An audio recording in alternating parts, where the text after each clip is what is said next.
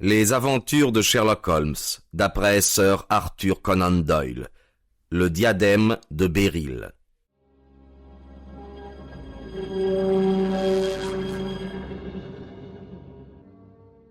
Holmes, dis-je un matin que, debout dans notre bow window, je regardais en bas dans la rue.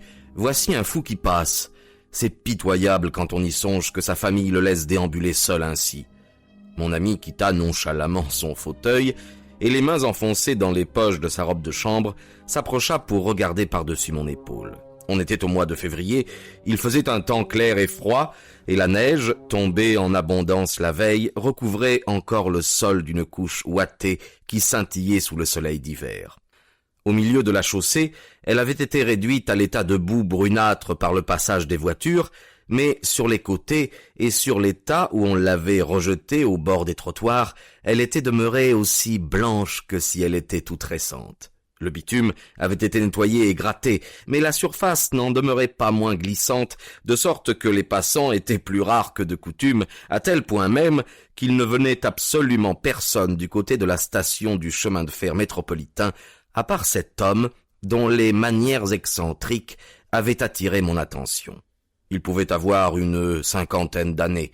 Il était grand, fort et d'aspect imposant, avec une grosse figure aux traits accusés et à l'expression autoritaire. Vêtu avec une sévérité qui n'excluait pas l'élégance, il portait une redingote noire, un chapeau de soie aux reflets étincelants, des guêtres brunes impeccables et un pantalon gris perle d'une coupe parfaite.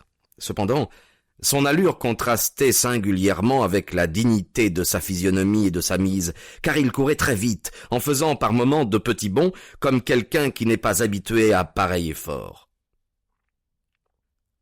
Et tout en courant, il levait et abaissait les mains avec des gestes saccadés, secouait sa tête en tous sens et se contorsionnait le visage d'une façon extraordinaire.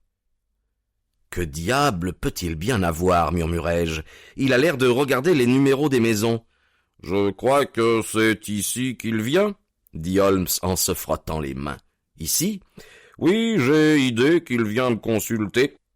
Il y a des symptômes sur lesquels on ne se trompe pas. Tenez, que vous disais-je » De fait, l'homme, tout en soufflant comme un phoque, se précipita au même moment vers notre porte et se mit à carillonner de telle façon que tous les échos de la maison furent réveillés. Quelques instants après, il faisait irruption dans la pièce où nous étions, toujours soufflant, toujours gesticulant, mais avec une telle expression de souffrance et de désespoir que nos sourires firent aussitôt place à la stupéfaction et à la pitié. Pendant un bon moment, il demeura incapable d'articuler un seul mot, se balançant de droite et de gauche et s'arrachant les cheveux comme un homme qui a complètement perdu la tête. Puis, se remettant d'un bond sur pied, il se cogna le front contre le mur avec une telle force que nous nous élançâmes vers lui pour le retenir et le ramener vers le centre de la pièce. Sherlock Holmes le poussa dans un fauteuil et, s'asseyant à côté de lui, se mit à lui tapoter les mains et à lui parler de ce ton affable et apaisant dont il savait si bien se servir. « Vous êtes venu me trouver pour me conter votre histoire, n'est-ce pas ?» lui dit-il. « Mais en ce moment, vous êtes fatigué d'avoir trop couru. Alors prenez votre temps. Reposez-vous un peu, vous m'expliquerez ensuite de quoi il s'agit. Et si je puis vous sortir d'embarras, comptez sur moi. » L'homme continua de haleter pendant 1 ou 2 minutes encore, cherchant visiblement à maîtriser la violente émotion à laquelle il était en proie. Puis, il s'essuya le front avec son mouchoir, serra les lèvres et se tourna vers nous. « Vous me prenez sans doute pour un fou, n'est-ce pas ?» dit-il. « Je pense plutôt qu'il a dû vous arriver un grand malheur, » répliqua Holmes. « Ah, vous pouvez le dire, un malheur si soudain et si terrible qu'il y a de quoi en perdre la raison. Le déshonneur, je l'aurais subi s'il l'avait fallu, bien que j'ai toujours marché jusqu'ici la tête haute. Un chagrin intime, je m'y serais également résigné, n'en avons-nous pas tous notre part ici-bas? Mais les deux réunis, et sous une forme aussi effroyable, c'est trop. Le courage me manque, et puis il n'y a pas que moi en cause. Si l'on ne trouve pas moyen de remédier à cette horrible affaire, les plus hauts personnages d'Angleterre eux-mêmes auront à en pâtir.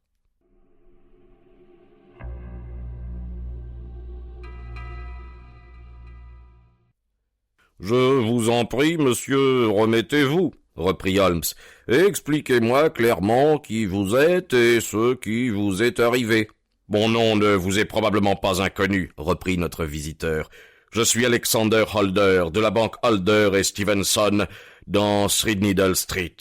Ce nom nous était en effet très familier, puisque c'était celui du principal associé de l'une des plus importantes banques privées de la Cité de Londres. Que s'était-il donc passé pour que l'un des premiers citoyens de Londres se trouvât en aussi mauvaise passe? Nous attendions, tout palpitant de curiosité. Enfin, faisant un nouvel effort, notre visiteur parvint à se reprendre suffisamment pour être en état de commencer son récit. « Je me rends compte qu'il n'y a pas de temps à perdre, » nous dit-il, « et je suis tout de suite parti à votre recherche lorsque l'inspecteur de police m'a conseillé de solliciter votre concours. Je suis venu à Baker Street par le chemin de fer souterrain, et j'ai fait le reste du chemin au pas de course, car les cabs ne vont pas vite par ce temps de neige. Voilà pourquoi vous m'avez vu arriver si essoufflé, car je n'ai pas l'habitude de prendre beaucoup d'exercices. Mais je commence à me sentir mieux à présent, et je vais m'efforcer de vous exposer les faits aussi brièvement et en même temps aussi clairement que possible. Vous n'ignorez certainement pas que l'une des premières conditions de réussite pour un établissement de crédit est de trouver des placements rémunérateurs pour les fonds dont il dispose et de chercher à augmenter le plus possible ses relations et le nombre de ses déposants. L'un des placements les plus lucratifs réside dans les prêts d'argent contre garantie absolument sûre.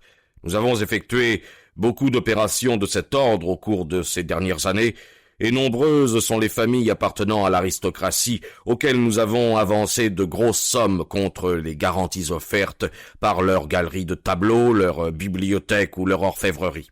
Hier matin, alors que j'étais dans mon bureau à la banque, un de nos employés me remit une carte de visite. Je bondis en lisant le nom, car c'était celui, mais peut-être vaut-il mieux que je ne vous le répète pas, même à vous, et je me contenterai de vous dire que c'était un nom universellement connu, un des noms les plus illustres d'Angleterre. J'en fus tellement interloqué que lorsque mon visiteur se présenta, je trouvai à peine les mots qu'il fallait pour lui exprimer à quel point j'étais flatté d'un tel honneur, mais il m'interrompit tout de suite pour m'exposer immédiatement le but de sa démarche, avec l'empressement que l'on met à se débarrasser d'une tâche désagréable. « Monsieur Holder, commença-t-il, j'ai entendu dire que vous consentiez des avances d'argent. »« Notre maison les consent lorsque les garanties sont bonnes, répondis-je. »« J'ai besoin de 50 000 livres, reprit-il, et il me les faut séance tenante. Naturellement, je pourrais m'adresser à n'importe lequel de mes amis qui me prêterait cette somme 10 fois pour une, mais je préfère m'adresser à une banque et traiter l'affaire moi-même. Quand on occupe une situation comme la mienne, il va de soi que l'on ne tient pas à avoir d'obligation envers personne. »« Et pour combien de temps désireriez-vous faire cet emprunt ? M'informai-je ? » ?»« J'ai une très forte somme à toucher lundi prochain, et à ce moment je serai très certainement en mesure de vous rembourser ce que vous jugerez bon de me demander. Mais ce qui est absolument indispensable, c'est que je dispose tout de suite de la somme que je vous ai indiquée. »« Je me ferai un plaisir de la prélever immédiatement sur mes fonds personnels pour ne pas vous faire attendre, répondis-je. Mais cette somme dépasse de beaucoup mes disponibilités. D'autre part, si je vous consens cette avance au nom de notre établissement, je me verrai dans l'obligation, par égard pour mon associé, de prendre, même vis-à-vis de vous, toutes les garanties d'usage. »« Je préfère de beaucoup qu'il en soit ainsi, » dit-il en mettant sur ses genoux un grand écrin carré en maroquin noir qu'il avait déposé à côté de sa chaise en entrant. « Vous avez sans nul doute entendu parler du diadème de Béryl. »« L'un des plus précieux joyaux de la couronne, hasardai-je. »« Précisément. » Il ouvrit l'écrin, et je vis apparaître, étalé sur un fond de velours fin couleur chair, l'incontournable joyau dont il venait de me parler.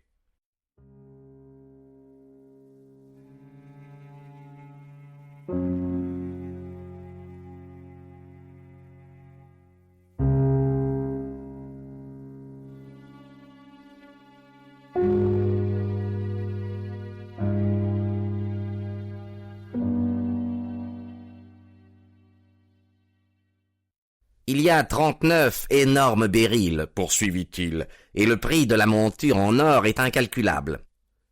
En l'estimant au plus juste, ce diadème représente le double de la somme que je vous demande, et je suis prêt à vous le laisser entre les mains à titre de garantie. » Je restai un moment hésitant, regardant alternativement mon illustre visiteur et le précieux écrin qu'il m'avait mis entre les mains. « Vous doutez de sa valeur » questionna-t-il. « Oh non, pas le moins du monde, je me demandais seulement… » « Si j'avais le droit d'en disposer ainsi. Rassurez-vous, jamais je n'aurais songé un seul instant à le faire si je n'avais eu la certitude absolue de pouvoir vous le reprendre dans 4 jours. Si je vous le laisse momentanément ainsi, c'est uniquement pour la forme. Trouvez-vous que ce soit un gage suffisant ?»« Amplement suffisant. » »« Rappelez-vous, monsieur Holder, que je vous donne là une très grande preuve de confiance, basée exclusivement sur l'éloge que l'on m'a fait de vous. Je vous recommande non seulement d'être discret afin que cette histoire ne parvienne aux oreilles de personne, mais encore et surtout de veiller avec le plus grand soin sur ce diadème, car il va sans dire que cela provoquerait un gros scandale s'il était endommagé d'une façon quelconque. Le plus léger accident serait presque aussi grave que sa perte totale, car comme il n'existe pas au monde de béryl comparable à ceux-ci, il serait impossible de les remplacer. Mais j'ai entière confiance en vous, et je viendrai vous le réclamer moi-même lundi matin. » Voyant que mon client avait hâte de s'en aller, je ne lui demandai pas d'autres explications, et appelant mon caissier, je lui donnai ordre de verser 50 000 livres. Mais, une fois seul, avec le précieux écrin sur la table devant moi, je ne pus me défendre d'une certaine angoisse en réfléchissant à l'énorme responsabilité que je venais d'assumer. Il était bien évident que, ce joyau faisant partie des biens nationaux, un épouvantable scandale se produirait s'il lui arrivait malheur.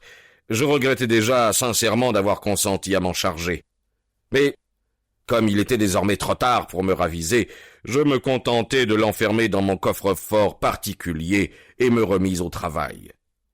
Quand vint le soir, je me dis qu'il serait imprudent de laisser derrière moi, dans mon bureau, un objet aussi précieux. Nombre de banquiers ont été cambriolés déjà, et ce qui était arrivé à d'autres pouvait tout aussi bien m'arriver à moi. Dans quelle situation terrible ne me trouverais-je pas en pareil cas? Je décidai donc que pendant ces quelques jours, j'emporterai toujours l'écrin à l'aller et au retour afin de ne pas le perdre de vue un instant. Et dès ce soir-là, je pris un cab afin de le ramener chez moi, à Streatham. Ce n'est qu'après avoir enfermé l'écrin à clé, au premier étage, dans le bureau de mon cabinet de toilette, que je commençai à respirer plus librement. Et maintenant, un mot sur ma maison, monsieur Holmes, car je tiens à ce que vous vous fassiez une idée très nette de la situation. Mon garçon d'écurie et mon groom couchent au dehors et sont par conséquent hors de cause. J'ai 3 servantes qui sont chez moi depuis des années et dont l'honnêteté est au-dessus de tout soupçon. Une autre, Lucie Parr, la seconde femme de chambre, n'est à mon service que depuis quelques mois, mais elle s'est présentée avec des certificats excellents et m'a donné jusqu'ici entière satisfaction. C'est une fort jolie fille qui a beaucoup d'admirateurs et l'on en voit assez souvent aux alentours qui la guettent sur son passage. C'est la seule chose qu'on puisse lui reprocher, mais nous n'en sommes pas moins convaincus qu'elle est très sérieuse. Voilà pour les domestiques. Quant à ma famille, elle est si peu nombreuse qu'il ne me faudra pas longtemps pour vous la décrire. Je suis veuf et je n'ai qu'un seul fils, Arthur, qui ne m'a apporté que des désillusions, monsieur Holmes, les plus pénibles désillusions. Mais c'est peut-être un peu ma faute. On m'a toujours dit que je le gâtais trop, et c'est fort possible. Quand j'ai eu le malheur de perdre ma femme, qui m'était si chère, j'ai naturellement reporté sur lui toute mon affection. Je ne pouvais supporter de le voir soucieux un seul instant, et je ne lui ai jamais rien refusé. Peut-être aurait-il mieux valu, pour lui comme pour moi, que je fusse plus sévère, mais je croyais bien faire en agissant ainsi. Comme tous les pères, je n'avais qu'un seul désir, celui de lui voir prendre la suite de mes affaires.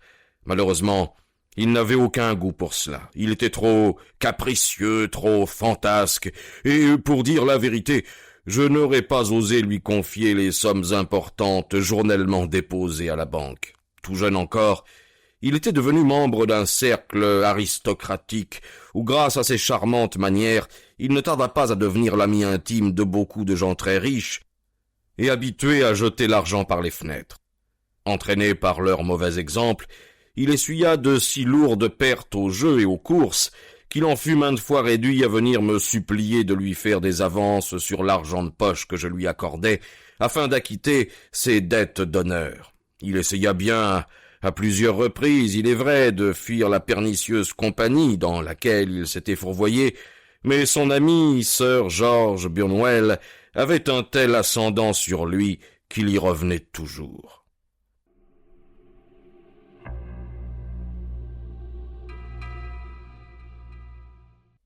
Et vraiment, je ne suis pas surpris qu'un homme tel que Sir George Burnwell ait exercé une si profonde influence sur lui, car il l'a fréquemment amené chez moi, et j'avoue que je le trouvais moi-même excessivement sympathique.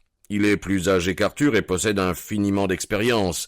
C'est un homme qui a été partout, qui a tout vu et qui possède en outre les avantages d'être un brillant causeur et un très beau garçon.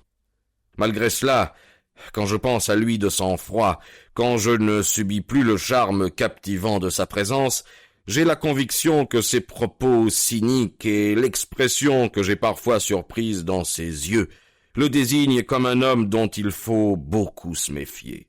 C'est mon opinion, et celle également de ma petite Marie, qui possède une clairvoyance féminine très développée. Il ne me reste plus désormais que son portrait à elle à vous faire. Ce n'est que ma nièce, mais il y a 5 ans, lorsque, par suite de la mort de mon frère, elle se trouva subitement seule et sans appui, je l'adoptai, et j'ai toujours veillé sur elle depuis comme si elle était ma fille. C'est mon rayon de soleil. Elle est aussi douce et aussi affectueuse que jolie. C'est une excellente ménagère, une maîtresse de maison incomparable, ce qui ne l'empêche pas d'être aussi charmante, aussi tranquille et aussi charitable qu'une femme peut l'être. Elle est devenue mon bras droit, et je ne pourrai plus me passer d'elle. Il n'y a qu'une seule chose pour laquelle elle m'a résisté. À 2 reprises, mon fils, qui est très épris d'elle, lui a demandé sa main, et les 2 fois, elle la lui a refusée. Je crois que, si quelqu'un avait dû le ramener dans le droit chemin, c'est bien elle, et ce mariage aurait pu faire de lui un autre homme. Mais désormais, hélas, il est trop tard, il n'y faut plus songer. Maintenant que vous connaissez tous ceux qui habitent sous mon toit, monsieur Holmes, je vais reprendre la suite de ma lamentable histoire. Ce soir-là, pendant que nous prenions le café au salon après le dîner, je contai à Arthur et à Marie ce qui m'était arrivé et leur décrivis le précieux trésor que j'avais rapporté en m'abstenant seulement de leur dire le nom de mon client. Je suis certain que Lucie Parr, qui nous avait servi le café, s'était retirée à ce moment-là, mais je ne pourrais jurer qu'elle avait refermé la porte en s'en allant. Marie et Arthur, qui m'avaient écouté avec beaucoup d'intérêt, demandèrent à voir le fameux diadème, mais je jugeai préférable de n'y point toucher. « Et où l'avez-vous mis » me demanda Arthur. « Bien dans mon bureau. »« Eh bien, espérons que la maison ne sera pas cambriolée cette nuit, » répliqua-t-il. « Mon bureau est fermé à clé, repris-je. »« Oh, n'importe quelle vieille clé suffirait à l'ouvrir. Je me rappelle fort bien, étant gamin, l'avoir ouvert avec celle de l'armoire du cabinet de débarras. » Comme il avait l'habitude de dire toutes les bêtises qui lui passaient par la tête, je n'attachai aucune importance à cette réflexion. Pourtant, il me rejoignit ce soir-là dans ma chambre avec une mine très grave. « Écoutez, père, me dit-il en baissant les yeux, pourriez-vous me donner 200 livres ?»« Non, ripostai-je d'un ton sec, je n'ai été que trop généreux avec vous jusqu'ici. »« Vous avez été très bon, je le reconnais, me dit-il, mais il me faut absolument cet argent, sinon je ne pourrai jamais plus me montrer au cercle. »« Eh bien, j'en serais fort aise, m'écriai-je. »« Peut-être, mais vous ne voudriez tout de même pas me le voir quitter déshonoré. Pour moi, je ne pourrais supporter une telle honte. Il me faut cet argent coûte que coûte, et si vous me le refusez, je m'y prendrai d'une autre façon. » J'étais furieux, car c'était la 3e fois dans le mois qu'il me réclamait ainsi de l'argent. « Vous n'aurez pas un sou de moi, m'écriai-je exaspéré. » Alors il s'inclina et sortit sans un mot.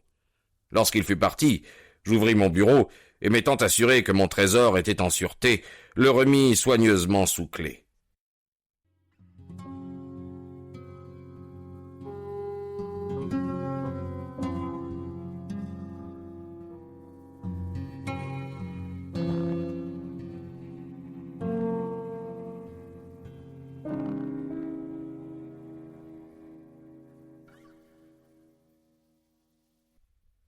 Puis je me mis à faire le tour de la maison afin de m'assurer si tout était bien fermé, tâche que je confiais habituellement à Marie, mais que je crus bon d'accomplir moi-même ce jour-là.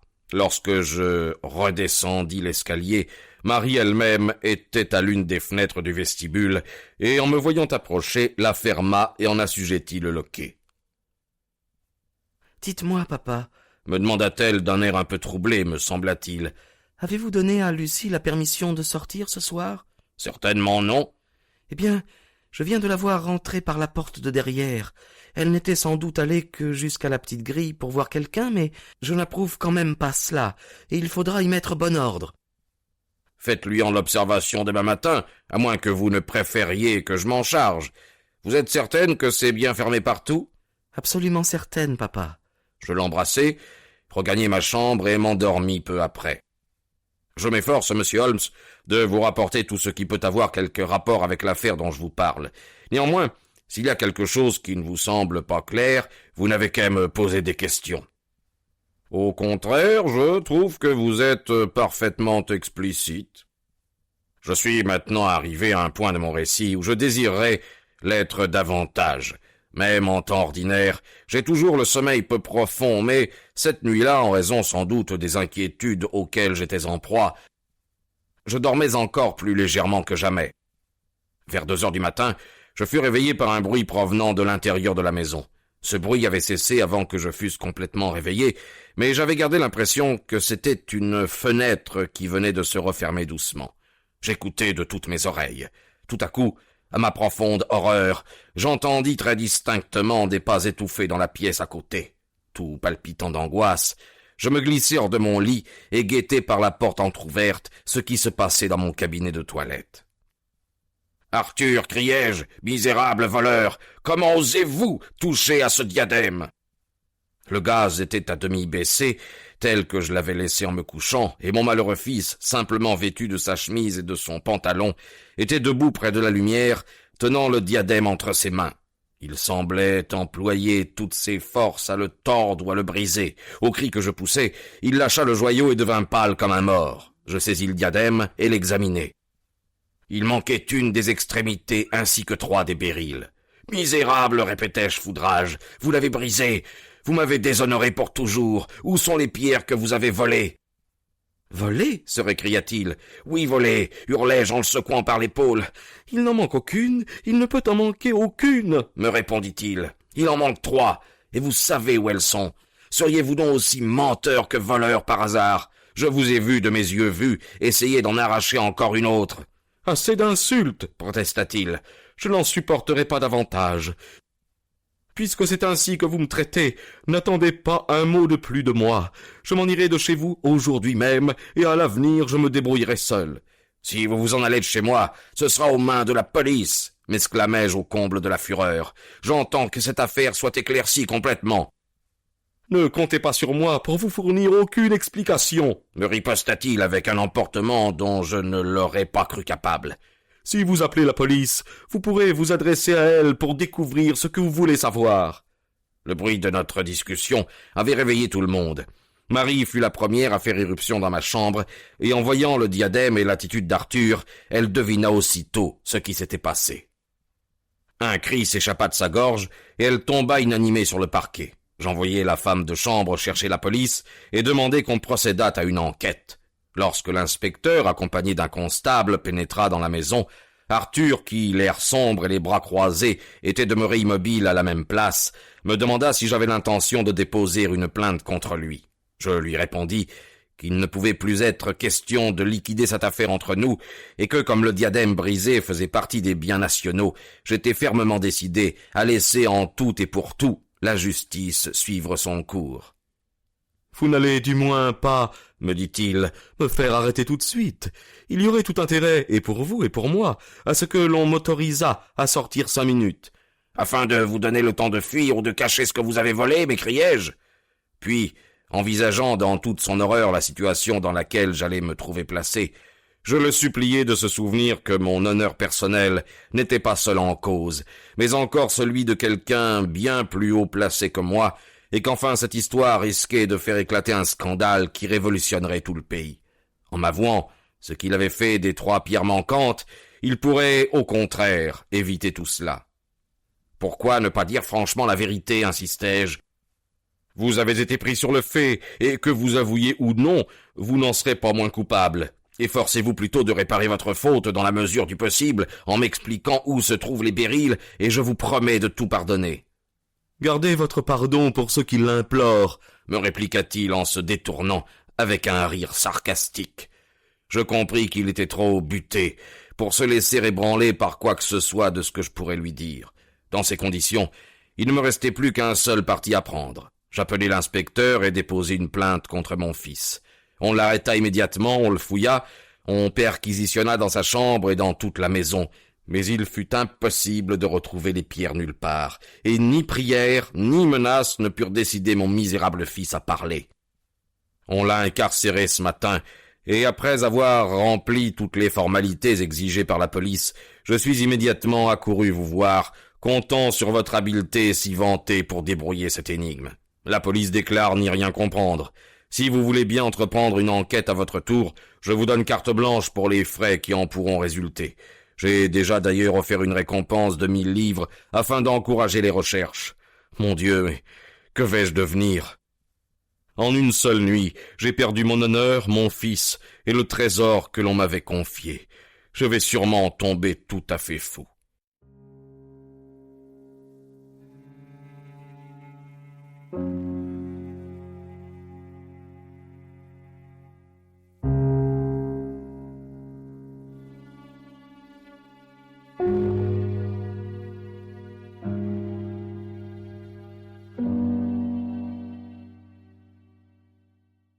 Il se prit la tête à 2 mains et se mit à se balancer de droite et de gauche en geignant doucement comme un enfant accablé de chagrin. Sherlock Holmes, les sourcils froncés, les yeux fixés sur le feu, resta un long moment silencieux. « Recevez-vous beaucoup ?» demanda-t-il enfin. « Personne, sauf mon associé et sa famille, et parfois un ami d'Arthur. Sir George Burnwell est venu plusieurs fois ces temps derniers. C'est tout, je crois. » Allez-vous beaucoup dans le monde? Arthur, oui, mais Marie et moi restons toujours à la maison, car nous n'aimons guère à sortir ni l'un ni l'autre. C'est rare chez une jeune fille. Elle est d'un naturel plutôt calme, et puis elle est moins jeune que vous ne semblez le croire. Elle a 24 ans. D'après ce que vous me dites, cette affaire l'a fort bouleversée aussi. Terriblement. Elle en paraît même encore plus affectée que moi. Vous êtes convaincus l'un que l'autre de la culpabilité de votre fils? Comment ne le serions-nous pas, alors que je l'ai vu, de mes yeux vus, avec le diadème dans les mains? Je n'estime pas que ce soit là une preuve absolument irréfutable. Le reste du diadème était-il endommagé? Oui, il était tordu. Ne pensez-vous pas, en ce cas, qu'il ait plutôt été en train de chercher à le redresser? Je vous remercie d'essayer d'atténuer ainsi sa part de responsabilité et la mienne, mais vous n'y parviendrez pas. D'abord, quelle raison avait-il d'être là? Et s'il était animé de si bonnes intentions, pourquoi ne l'a-t-il pas dit tout de suite? En effet. Mais par contre, s'il était coupable, pourquoi n'a-t-il pas tenté de se disculper par un mensonge? À mon avis, son silence peut être interprété aussi bien dans un sens que dans l'autre. Il y a plusieurs particularités singulières dans cette affaire. Et que pense la police du bruit qui vous a réveillé? Elle présume que ce devrait être celui que fit Arthur en refermant la porte. Allons donc. Est-ce qu'un homme qui vient pour voler fait claquer les portes au risque de réveiller toute la maison? Et la disparition des pierres, comment l'explique-t-on? On continue à sonder les parquets et à tout mettre sans dessus-dessous dans l'espoir de les retrouver. A-t-on pensé à regarder en dehors de la maison? Oh oui, avec zèle. On a déjà retourné tout le jardin. Voyons, cher monsieur, reprit Holmes, ne comprenez-vous donc pas que cette affaire est beaucoup plus abstruse que la police et vous n'étiez, à première vue, tentés de le croire? Le cas vous a paru, à vous, fort simple. À moi, il me semble fort complexe. Réfléchissez un peu à ce qu'implique votre hypothèse. D'après vous, votre fils se relève la nuit, s'en va, non sans courir les plus grands risques, jusqu'à votre cabinet de toilette, ouvre votre bureau, en retire le diadème, en brise un morceau rien qu'avec ses mains, s'en va cacher 3 des 39 pierres avec tant d'habileté que personne ne pourra ensuite les retrouver, puis rapporte les 36 autres dans ce même cabinet de toilette où il est si fortement exposé à être découvert. Alors franchement, cela vous paraît vraisemblable ? Mais quelle autre hypothèse voulez-vous envisager ? S'écria le banquier avec un geste désespéré. Si ses intentions n'avaient pas été malhonnêtes, est-ce qu'il ne s'expliquerait pas ? C'est à nous de le découvrir, répondit Holmes.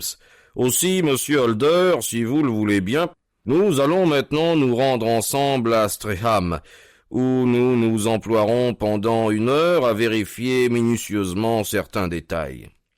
Mon compagnon mit beaucoup d'insistance à m'entraîner avec eux dans l'expédition qu'ils allaient entreprendre, ce que j'acceptai d'ailleurs avec empressement, car j'avais été à la fois très ému et très intrigué par le récit que nous venions d'entendre.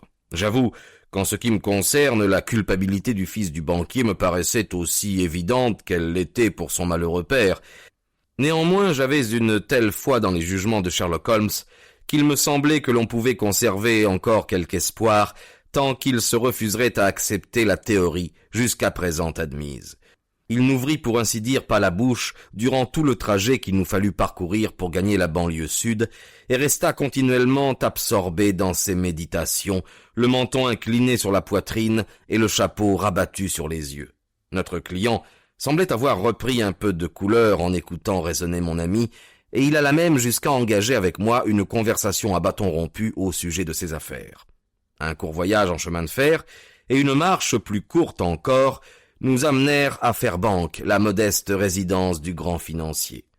Fairbank était une maison quadrangulaire d'assez vaste dimension, construite en pierre blanche et un peu en retrait de la route. Une allée carrossable à double évolution, encerclant une pelouse couverte de neige, la reliait aux 2 grandes grilles donnant accès à la propriété. Sur le côté droit, une petite barrière en bois, qui servait d'entrée de service, permettait, en suivant un étroit sentier bordé de haies soigneusement taillées, de gagner la porte de la cuisine. Sur le côté gauche, courait un petit chemin conduisant aux écuries qui, lui, n'était pas englobé dans la propriété, car bien que rarement utilisé, il était ouvert à tout le monde. Holmes nous quitta devant la porte d'entrée et fit lentement le tour de la maison en commençant par la façade pour continuer ensuite par le sentier réservé aux fournisseurs et par le jardin de derrière et revenir enfin par le chemin des écuries. Son absence se prolongea même si longtemps que M. Holder et moi finîmes par entrer dans la salle à manger afin d'attendre son retour au coin du feu.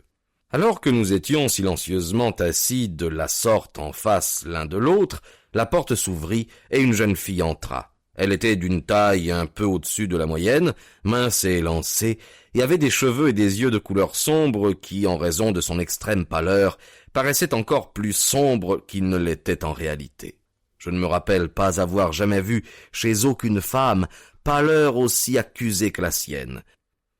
Ses lèvres aussi étaient complètement exsangues, mais elle avait en revanche les yeux tout rougis à force d'avoir pleuré. En la voyant pénétrer silencieusement ainsi dans la pièce, j'eus l'impression que son chagrin était encore plus profond que celui du banquier, et c'était d'autant plus frappant qu'on la devinait très énergique et capable par conséquent de se dominer mieux qu'un autre. Sans se préoccuper de ma présence, elle alla droit à son oncle et d'un geste très féminin lui caressa légèrement les cheveux. « Vous avez demandé que l'on remette Arthur en liberté, dites mon oncle ?» demanda-t-elle. « Non, non, mon enfant, il faut que cette affaire soit complètement éclaircie. »« Mais je suis tellement sûre qu'il est innocent. Vous savez combien nous sommes intuitives, nous autres femmes. Je suis convaincue qu'il n'a pas fait de mal et que vous regretterez un jour d'avoir été si dure envers lui. » « Pourquoi refuse-t-il de parler, alors, s'il est innocent ?»« Qui sait? Peut-être parce qu'il est exaspéré de voir que vous le soupçonnez ainsi. »« Comment ne le soupçonnerais-je pas, dès lors que je l'ai surpris moi-même, le diadème entre les mains ?»« Oh, il ne l'avait pris que pour le regarder. Je vous en prie, rapportez-vous-en à moi. Je vous donne ma parole qu'il est innocent. Laissez tomber l'affaire et qu'il n'en soit plus question. C'est si épouvantable de penser que notre cher Arthur est en prison. » « Non. Jamais je ne laisserai tomber l'affaire tant que les pierres n'auront pas été retrouvées. Jamais, Marie. Votre affection pour Arthur vous empêche de penser aux horribles conséquences qui en résulteront pour moi. Aussi, loin d'étouffer l'affaire, j'ai amené de Londres quelqu'un qui m'aidera à pousser les recherches encore plus loin. « C'est monsieur ?» questionna-t-elle en se retournant pour me regarder. « Non, son ami. Il nous a prié de le laisser seul. Il est en ce moment du côté du chemin des écuries. »« Le chemin des écuries ?» répéta-t-elle en levant ses noirs sourcils. « Qu'espère-t-il donc trouver par là ? Ah, le voici sans doute. J'espère, monsieur, que vous réussirez à prouver, comme j'en ai pour ma part l'intime conviction, que mon cousin Arthur est innocent du crime dont on l'accuse. » « Je partage entièrement votre avis, mademoiselle, et je compte bien arriver à rétablir la vérité, » répondit Holmes en revenant sur ses pas pour essuyer sur le paillasson ses chaussures pleines de neige. « C'est, je présume, à mademoiselle Marie Holder que j'ai l'honneur de parler. Vous permettez, mademoiselle, que je vous pose une ou deux questions ? » ?»« Mais bien volontiers, monsieur, si cela peut vous aider dans vos recherches. »« Vous n'avez rien entendu cette nuit pour votre part ? » ?»« Rien. Jusqu'au moment où mon oncle a commencé d'élever la voix. Dès que je l'entendis, je m'empressai de descendre. »« C'est vous qui aviez fermé la maison hier soir. Êtes-vous bien sûr d'avoir rabattu le loquet de toutes les fenêtres ? » ?»« Oui, monsieur. »« Et étaient-elles toutes ce matin telles que vous les aviez laissées hier soir ? » ?»« Oh oui, monsieur. » »« L'une de vos femmes de chambre, un amoureux, n'est-ce pas ? Et si je ne me trompe, vous avez averti votre oncle qu'elle était allée le voir. » »« Oui, c'est elle qui a servi le café dans le salon, et il est possible qu'elle ait entendu ce que disait mon oncle au sujet du diadème. »« Ah bon.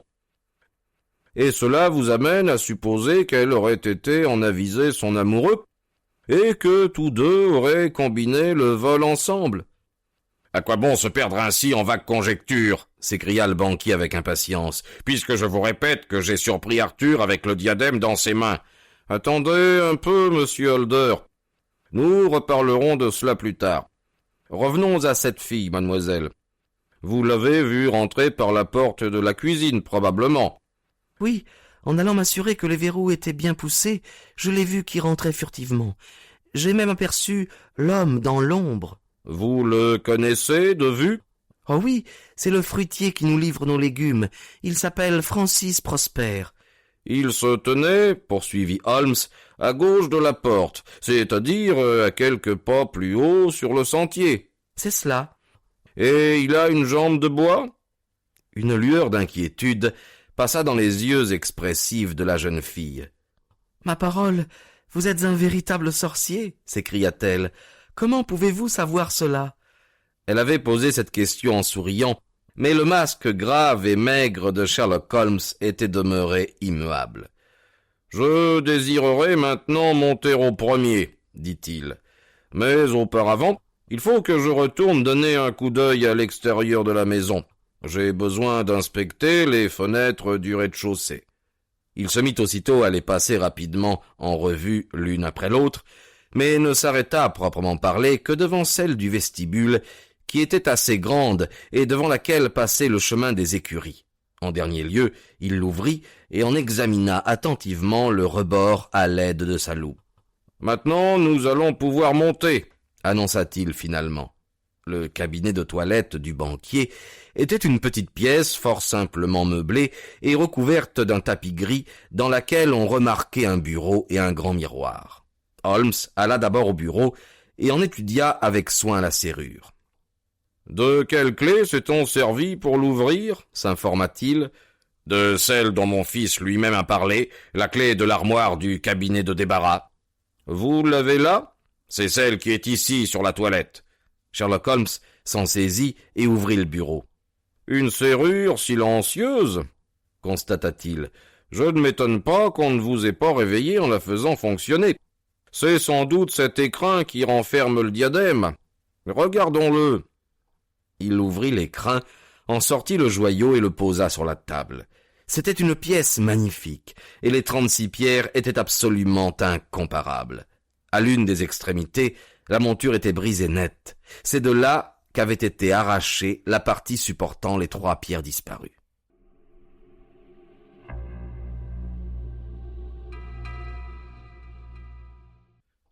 Tenez, monsieur Holder, dit Holmes, voici le coin qui faisait pendant à celui que l'on a soustrait. Puis-je vous demander de le casser? Le banquier recula d'horreur. Jamais je n'oserais faire cela, se récria-t-il.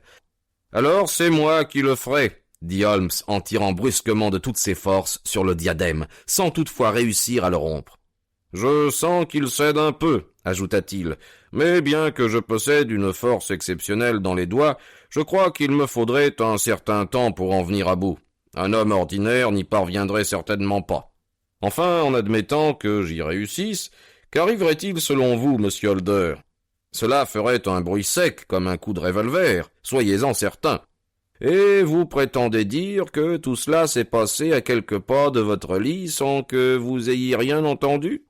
Je ne sais que penser, c'est à n'y rien comprendre. Peut-être cela deviendra-t-il plus compréhensible avant peu. Qu'en pensez-vous, mademoiselle? J'avoue que je suis toujours aussi embarrassé que mon oncle. Votre fils, monsieur Holder, ne portait ni chaussures ni pantoufles lorsque vous l'avez vu. Non, rien que son pantalon et sa chemise. Je vous remercie.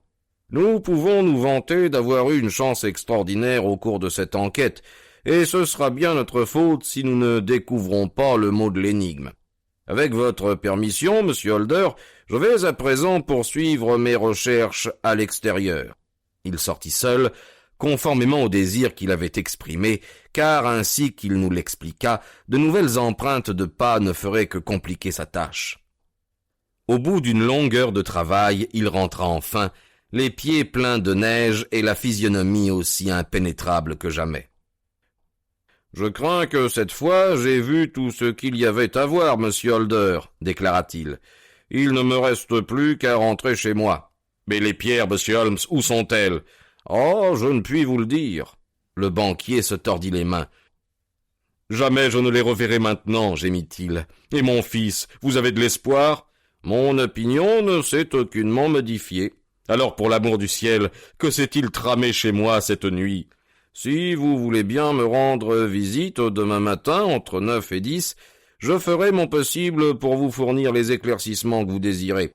Mais il est bien entendu, n'est-ce pas, que vous me donnez carte blanche du moment que je rentre en possession des pierres et que vous vous engagez à me défrayer de tous les frais que cela aura pu entraîner. Je donnerai ma fortune entière pour les retrouver. Très bien. J'étudierai la question d'ici là. Au revoir. Il se peut que je sois obligé de revenir ici avant ce soir. Je me rendais très bien compte que mon compagnon avait d'ores et déjà son opinion, mais je n'avais toujours pas la moindre idée de ce qu'elle pouvait être. En regagnant Londres avec lui, j'essayai plusieurs fois de le sonder sur la question, mais il faisait toujours dévier la conversation aussitôt, de sorte qu'à la fin je dus y renoncer. Il n'était pas encore 3 heures quand nous rentrâmes. Holmes passa aussitôt dans sa chambre et en ressortit peu après sous les apparences d'un vulgaire vagabond.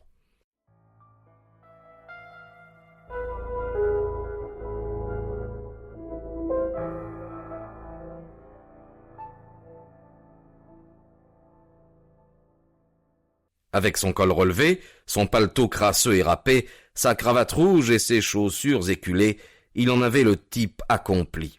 « Je crois que cela pourra aller, dit-il, après s'être regardé dans la glace qui surmontait la cheminée. J'aurais bien voulu vous emmener avec moi, Watson, mais je crois qu'il est préférable que j'y aille seul. Peut-être suis-je sur la bonne piste, peut-être vais-je faire un fiasco complet.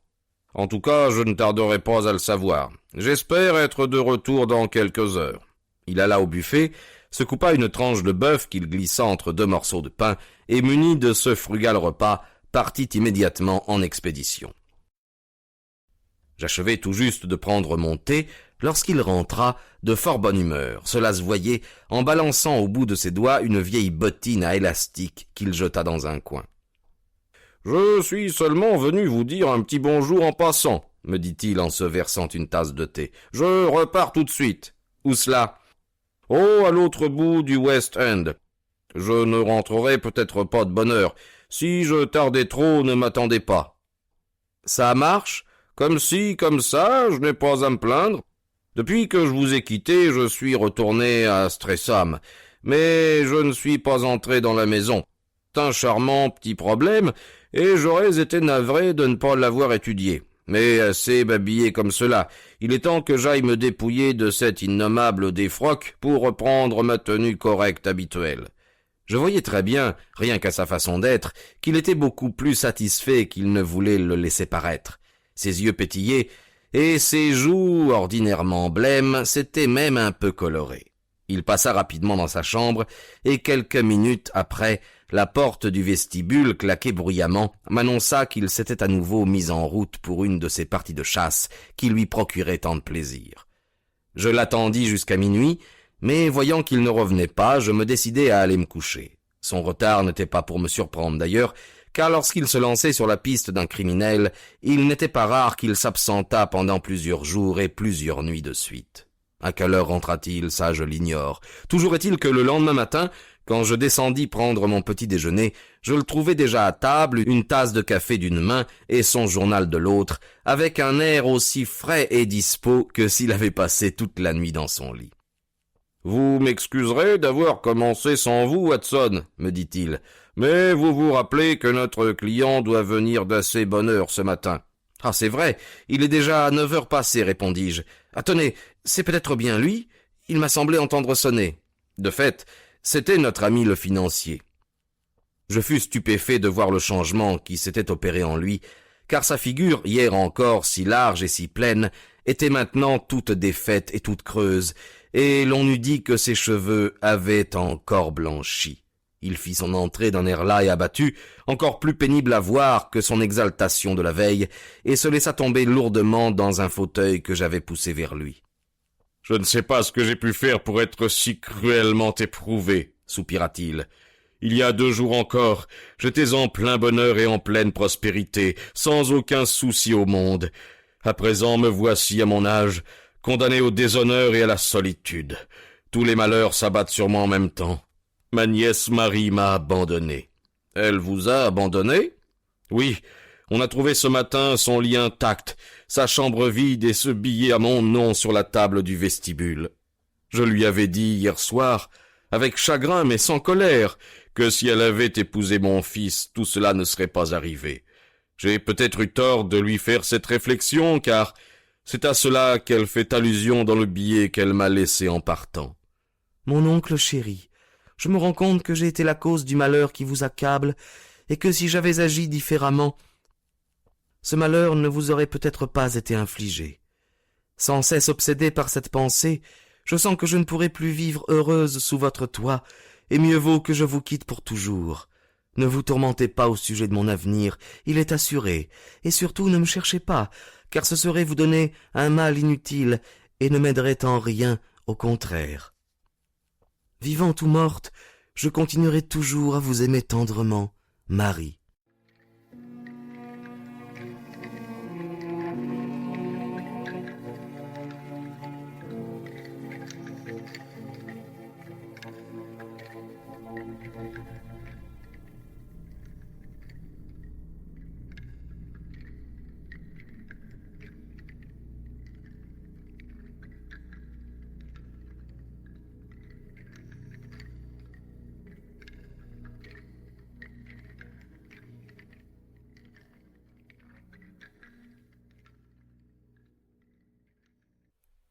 Qu'a-t-elle voulu dire en m'écrivant cela, monsieur Holmes? Faut-il en conclure qu'elle songerait à se suicider? Oh non, non, non, pas le moins du monde. Tout compte fait, c'est peut-être ce qui pouvait arriver de mieux. J'espère, monsieur Holder, que vous serez bientôt au bout de vos peines. Le ciel vous entende, monsieur Holmes, mais pour me dire cela, il faut que vous ayez appris quelque chose. Oui, vous avez sûrement découvert du nouveau. Où sont les pierres? Trouveriez-vous excessif de les payer 1000 livres pièce? J'en donnerais 10 de bon cœur. Ce serait inutile. 3000 livres pour les 3 suffiront amplement. Mais il y a aussi une petite récompense, n'est-ce pas? Vous avez votre carnet de chèques sur vous? Bien. Bon, voici une plume. Inscrivez 4000 livres en bloc. Tout ahuri, le banquier signa le chèque demandé. Holmes alla à son bureau, y prit dans un tiroir un petit morceau d'or triangulaire sur lequel étaient enchâssés 3 béryls et le jeta sur la table. Avec un cri de joie, notre client s'en saisit. « Vous les avez !» balbutia-t-il. « Je suis sauvé, sauvé !» Il manifestait sa joie avec autant d'expansion qu'il avait manifesté auparavant sa douleur, et pressait frénétiquement contre sa poitrine les pierres retrouvées. « Mais vous avez une autre dette à acquitter, monsieur Holder, reprit d'une voix plus dure Sherlock Holmes. « Une autre dette ?» répéta le banquier. « Fixez votre prix, je vais vous régler cela tout de suite. »« Non, il ne s'agit pas de moi. Ce que vous devez, ce sont de très humbles excuses à votre fils, ce noble garçon, qui s'est conduit en cette pénible circonstance comme je serais fier de voir mon fils le faire si j'avais le bonheur d'en avoir un. Ce n'est donc pas Arthur qui avait pris les pierres? Je vous l'ai déjà dit et je vous le répète aujourd'hui, non, ce n'est pas lui. Vous en êtes sûr? Alors courons vite le retrouver pour lui annoncer tout de suite que nous avons découvert la vérité. Il le sait déjà. Après avoir tout tiré au clair, j'ai eu un entretien avec lui, et comme il me refusait de me rien dire, c'est moi qui ai parlé pour lui montrer que je savais tout. Alors il a bien été forcé de m'avouer que j'avais raison, et m'a mis au courant de quelques détails qui m'échappaient encore. Mais quand il saura que vous connaissez la vérité, peut-être se décidera-t-il à sortir de sa réserve. Alors, pour l'amour du ciel, donnez-moi la clé de cette extraordinaire énigme. Très volontiers. Et je vous montrerai en même temps comment je m'y suis pris pour la découvrir. Mais laissez-moi d'abord vous expliquer ce qui sera pour moi le plus pénible à dire, et pour vous le plus pénible à entendre. Une intrigue s'est nouée entre Sir George Burnwell et votre nièce Marie, et ils viennent de s'enfuir ensemble.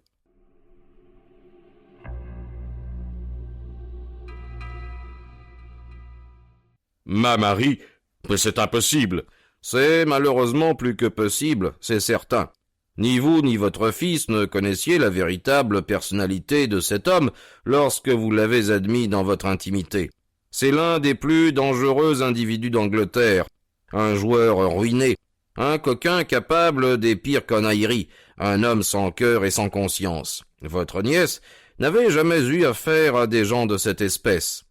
Lorsqu'il lui a juré qu'il l'aimait, comme il l'avait fait à 100 autres avant elle, elle se figurait être la seule à lui avoir jamais inspiré un tel sentiment. Le diable seul pourrait dire de quels mots il s'est servi pour la subjuguer, mais toujours est-il qu'elle finit par n'être plus qu'un jouet entre ses mains, et qu'elle avait, presque chaque soir, des rendez-vous avec lui. « Je ne veux pas croire une chose semblable !» s'écria le banquier dont la figure était devenue livide. « Eh bien, je vais vous raconter ce qui s'est passé dans votre maison l'autre nuit. Votre nièce, lorsqu'elle crut que vous étiez retiré dans votre chambre, descendit furtivement au rez-de-chaussée et parla à son amoureux à la fenêtre qui donne sur le chemin des écuries. Il demeura auprès d'elle fort longtemps, comme le prouvaient les empreintes de ses pas qui avaient complètement traversé la neige. Elle lui parla du diadème, ce qui excita sa cupidité de gredin, et il la plia à sa volonté. Je suis persuadé qu'elle vous aimait de tout cœur, mais il est des femmes chez qui l'amour l'emporte sur toutes les autres affections, et j'ai l'idée qu'elle doit être de celle-là. À peine avait-elle eu le temps d'écouter les indications qu'il lui donnait, qu'elle vous vit descendre l'escalier. Alors elle s'empressa de refermer la fenêtre, et vous parla de l'escapade de la femme de chambre avec son amoureux à jambes de bois, ce qui d'ailleurs était parfaitement réel. Votre fils Arthur monta se coucher peu après la conversation qu'il avait eue avec vous, mais il dormit mal en raison de l'inquiétude que lui donnaient ses dettes de jeu. Vers le milieu de la nuit, ayant entendu un pas léger passer devant la porte de sa chambre, il se leva, regarda dans le couloir, et eut la surprise de voir sa cousine le traverser sur la pointe des pieds et disparaître ensuite dans votre cabinet de toilette. Pétrifié de stupéfaction, il enfila à la hâte son pantalon et attendit dans l'obscurité, curieux de savoir ce qui allait se passer. Au bout de quelques instants, votre nièce ressortit, et à la lueur de la lampe qui éclairait le couloir, votre fils s'aperçut qu'elle tenait le précieux diadème entre ses mains. Il la laissa descendre l'escalier, et tout frémissant d'horreur, courut sans bruit se cacher derrière la tenture qui est près de votre porte, à une place d'où il pouvait observer ce qui se passait dans le vestibule en bas. Il vit alors sa cousine ouvrir silencieusement la fenêtre, tendre le diadème au dehors à quelqu'un que l'obscurité rendait invisible, puis refermer la fenêtre et regagner rapidement sa chambre en passant tout près de l'endroit où il se tenait caché derrière la tenture. Tant qu'elle était là, il ne pouvait intervenir sans compromettre irrémédiablement cette jeune fille qu'il aimait. Mais dès qu'elle fut disparue, il comprit quel désastre ce serait pour vous et l'importance qu'il y avait à le réparer. Alors, pieds nus, tel qu'il était, il se précipita en bas de l'escalier, sauta dans la neige et repartit en courant à travers le chemin des écuries, où il entrevoyait une silhouette sombre devant lui sous le clair de lune. Sir George Burnwell essaya de l'esquiver, mais Arthur le rattrapa, et une lutte s'engagea entre eux, votre fils tirant le diadème d'un côté, pendant que son adversaire tirait de l'autre. Au cours de la bagarre, votre fils frappa Sir George d'un coup de poing, qui lui fit une blessure au-dessus de l'œil, puis quelque chose se rompit net, et votre fils, emportant le diadème, rentra en courant, referma la fenêtre et remonta dans votre cabinet de toilette. C'est au moment où il venait de constater que le diadème avait été tordu dans la lutte, et où il s'efforçait de le redresser, que vous l'avez surpris. « Est-ce possible ?» balbutia le banquier. « Et vous l'avez exaspéré en l'outrageant odieusement à l'instant même où vous auriez dû, au contraire, le remercier chaleureusement. Du reste, il n'aurait pu vous expliquer la vérité qu'en dénonçant cette jeune fille qui, pourtant, ne méritait pas d'égard, et chevaleresque jusqu'au bout, il préféra se taire plutôt que de la trahir. » « Voilà donc pourquoi elle a poussé ce cri et a perdu connaissance, » s'écria M. Holder. « Oh mon Dieu, faut-il que j'aie été assez aveugle et stupide. Et Arthur qui m'avait demandé de lui permettre de sortir 5 minutes.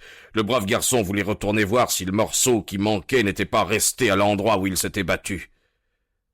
Comme je l'ai mal jugé. » « À mon arrivée à la maison, poursuivit Holmes, mon premier soin fut d'en faire soigneusement le tour afin de m'assurer s'il n'y avait pas sur la neige des empreintes susceptibles de me mettre sur la voie.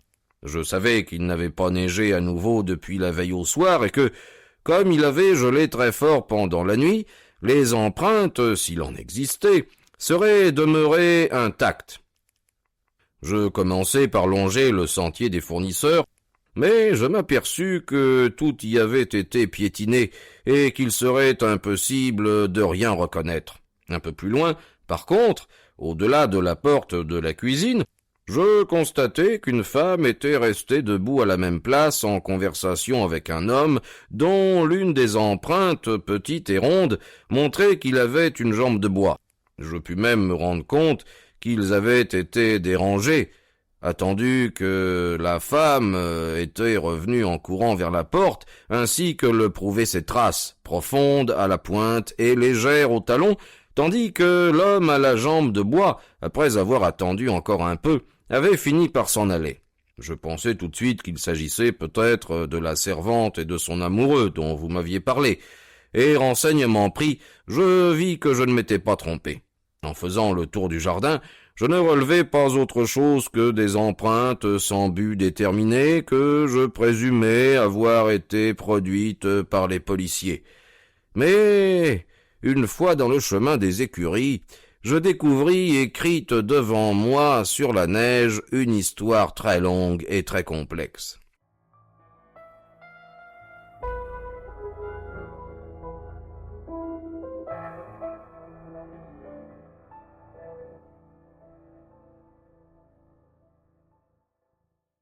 Il y avait là 2 doubles lignes d'empreintes, les premières produites par un homme chaussé, les secondes, je le constatai avec joie, appartenant à un homme ayant marché nu-pied. D'après le récit que vous m'aviez fait, j'acquis immédiatement la conviction que ce dernier était votre fils.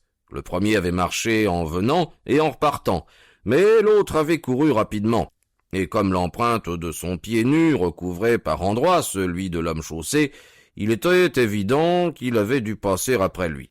Je l'ai suivi, et je vis qu'elles aboutissaient à la fenêtre du vestibule, où l'homme chaussé avait foulé toute la neige à force d'attendre. Ensuite, je repris cette piste en sens inverse jusqu'à l'emplacement où elle se terminait, à une centaine de mètres de là dans le chemin des écuries. Je vis le demi-tour décrit par l'homme chaussé lorsqu'il était revenu sur ses pas, l'emplacement où la neige était toute piétinée comme si une lutte y avait eu lieu, et finalement quelques gouttes de sang qui me confirmèrent dans cette supposition. L'homme chaussé avait ensuite couru le long du chemin, et je retrouvai plus loin quelques nouvelles traces de sang qui me prouvèrent que c'était lui qui avait été blessé. Mais quand j'arrivai à la grand-route, je vis qu'on l'avait déblayé et qu'il ne subsistait par conséquent plus aucune trace de ce côté. En revanche, lorsque, en pénétrant dans la maison, j'examinai, comme il vous en souvient, à la loupe, le rebord de la boiserie de la fenêtre du vestibule, je pus tout de suite me rendre compte que quelqu'un l'avait franchi, car on distinguait nettement les contours d'un pied humide qui s'y était posé en rentrant. Je commençai alors à pouvoir me former une opinion sur ce qui avait dû se passer. Un homme avait attendu devant la fenêtre et quelqu'un lui avait apporté les pierres. Votre fils avait été témoin de la scène, s'était élancé à la poursuite du voleur, avait lutté avec lui, chacun tirant de son côté sur le diadème et provoquant ainsi une rupture que ni l'un ni l'autre n'aurait pu effectuer à lui tout seul. Finalement, il était revenu à la maison en possession du joyau reconquis dont il avait cependant laissé une portion aux mains de son adversaire. Jusque-là, tout était parfaitement clair. Ce qu'il s'agissait maintenant de découvrir, c'est qui était le voleur et qui lui avait livré le diadème. En vertu d'une maxime dont j'ai depuis longtemps vérifié la justesse, lorsque l'on a écarté d'un problème tous les éléments impossibles, ce qui reste, aussi invraisemblable que cela puisse paraître, est forcément la vérité. Étant donné que ce n'était pas vous qui aviez livré le diadème, ce ne pouvait être que votre nièce ou l'une des servantes. Mais si c'était une servante, quelle raison aurait eu votre fils de se laisser accuser à sa place? Aucune, n'est-ce pas?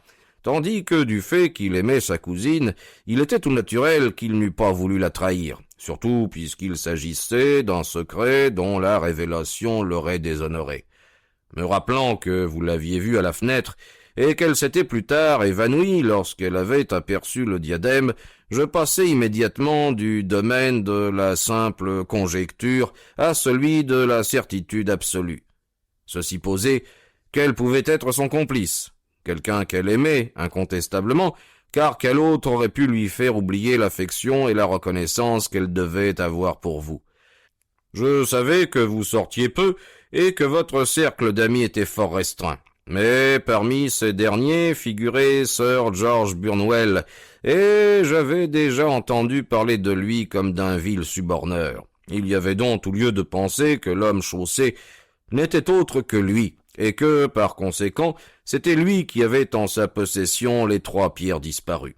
Même se sachant découvert par Arthur, il pouvait se considérer à l'abri des poursuites, car votre fils, en le dénonçant, aurait voué au déshonneur sa propre famille.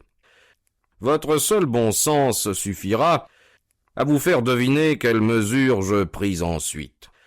Sous les apparences d'un vagabond, je me rendis à la maison de Sir George, m'arrangeai pour lier connaissance avec son valet de chambre, appris de cette façon que son maître avait été blessé la nuit précédente, et finalement, moyennant 6 shillings, acquis la preuve dont j'avais besoin en achetant une de ces vieilles paires de chaussures que je rapportais à Streatham, et qui, ainsi que je l'avais prévu, s'adaptait exactement aux empreintes. « J'ai vu en effet un vagabond mal vêtu hier dans le chemin, » dit M. Holder. « Précisément, c'était moi. Alors, sûr désormais de mon fait, je rentrai chez moi me changer. Mais le rôle qu'il allait me falloir jouer ensuite était d'une délicatesse extrême, car pour éviter tout scandale, il était nécessaire d'éviter l'intervention de la police. Mais le rôle qu'il allait me falloir jouer ensuite était d'une délicatesse extrême, car pour éviter tout scandale, il était nécessaire d'éviter l'intervention de la police, et je savais qu'un gredin, aussi avisé que celui auquel nous avions affaire, nous tiendrait par là complètement paralysés. J'allais donc le voir moi-même. Bien entendu, il commença par tout nier, puis quand il s'aperçut que j'étais capable de lui raconter en détail tout ce qui s'était passé, il essaya de faire la bravache et s'arma d'un casse-tête qu'il avait décroché au mur. Mais je connaissais mon homme, et je lui braquai mon revolver à la tête sans lui laisser le temps de frapper. Alors il commença à se montrer un peu plus raisonnable. Je lui expliquai que nous étions prêts à lui verser une indemnité en échange des pierres qu'il détenait, 1 millier de livres pour chaque. Cela lui arracha pour la première fois des paroles de regret. « Le diable m'emporte » s'écria-t-il. « Je les ai lâchés toutes les 3 pour 600 livres. » J'eus au fait de lui faire dire l'adresse du receleur auquel il les avait cédés, en lui promettant qu'aucune plainte ne serait déposée contre lui. Je m'y rendis aussitôt, et après bien des marchandages, je parvins à me faire rendre les pierres à raison de 1000 livres pièce. Ce résultat obtenu, je passai prévenir votre fille que tout était arrangé, et de là rentrai me coucher vers 2 heures du matin, après ce qui peut s'appeler une bonne journée de travail. Une journée qui a épargné à l'Angleterre un gros scandale politique, ajouta le banquier en se levant. Monsieur Holmes, je ne sais vraiment pas comment vous exprimer ma reconnaissance, mais vous verrez cependant que vous n'avez pas eu affaire à un ingrat. Votre habileté surpasse véritablement tout ce que l'on m'en avait dit. Et maintenant, il faut que je coure retrouver mon cher fils, afin de lui demander pardon de tout le mal que je lui ai fait. Quant à ce que vous me dites de ma Marie, j'en ai le cœur littéralement brisé. Sans doute ne pourrez-vous pas, en dépit de toute votre habileté, me dire où elle est maintenant. Je crois pouvoir vous affirmer, sans crainte de me tromper, répliqua Holmes, qu'elle est là où se trouve Sir George Burnwell, et il est non moins certain que, si grande qu'ait pu être sa faute, le châtiment qui l'attend sera bien plus grand encore.